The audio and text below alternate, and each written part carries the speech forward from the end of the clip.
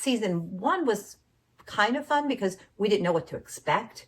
I mean, we did have fun. Like, I don't get me wrong. Like, I think people think that we are like, "Bah," and, really bitter about Dance Moms, but we're not. We're very appreciative. But I think that if we did Dance Moms today, we would have totally done it so differently.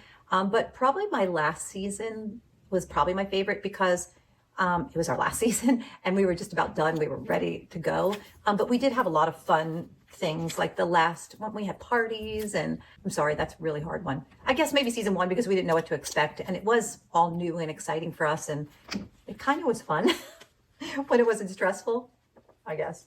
And Abby always talked about replacing your girls all the time.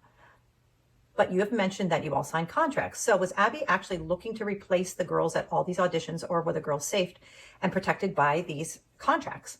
And number two, I love your Dear Dance Mom podcast. How do I ask a question for this? So this is really funny. I think Abby always wanted to replace the girls, for one reason or another.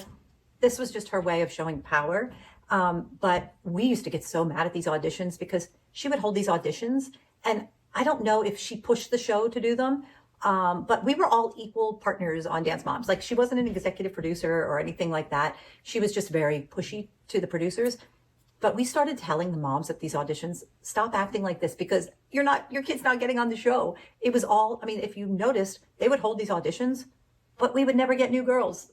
I mean, from these auditions, it was just for something different on the show. And they weren't going to kick our girls off because we did have a contract. Our girls had a contract. There was no reason for them to kick our girls off because you guys all loved our girls together. And so, yes, our girls were always safe.